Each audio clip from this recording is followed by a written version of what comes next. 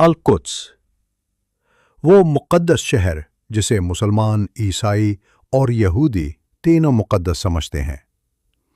کیا آپ جانتے ہیں کہ اسے کسی جنگ یا خونریزی کے بغیر فتح کیا گیا تھا، اور اس کے فاتح تھے حضرت عمر بن خطاب، وہ خلیفہ جو انصاف کی علامت بنے۔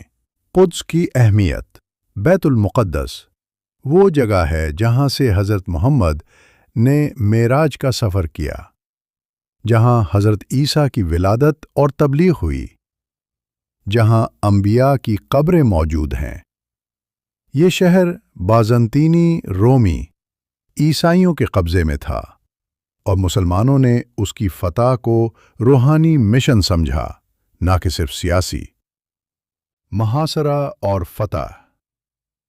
637 عیسوی میں ابو عبیدہ بن الجراح نے قدس کا محاصرہ کیا۔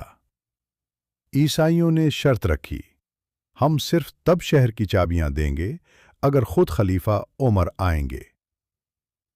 حضرت عمر نے مدینہ سے سادگی کے ساتھ سفر کیا، ایک غلام، ایک اونٹ اور وہی لباس جو عام تھا۔ جب وہ بیت المقدس پہنچے، رومی سرداروں نے دیکھا کہ وہ بادشاہوں کی طرح نہیں بلکہ ایک نیک بندے کی طرح آئے ہیں۔ امن کا معاہدہ۔ عیسائیوں سے وہ معاہدہ کیا جسے تاریخ آج بھی عہدۂ عمریہ کے نام سے یاد کرتی ہے۔ عیسائیوں کو مکمل مذہبی آزادی دی گئی، ان کے چرچ محفوظ رہے، کوئی جبری تبدیل مذہب نہیں کی گئی، کوئی ظلم نہیں کیا گیا۔ یہ معاہدہ عدل، امن اور انسانیت کی ایسی مثال ہے جو یورپ میں بھی نہ تھی۔ حضرت عمر نے بیت المقدس کو فتح کر کے نہ صرف زمین جیتی بلکہ دل بھی جیت لیے۔ انہوں نے دنیا کو دکھایا کہ اسلام تلوار سے نہیں، انصاف سے پھیلتا ہے۔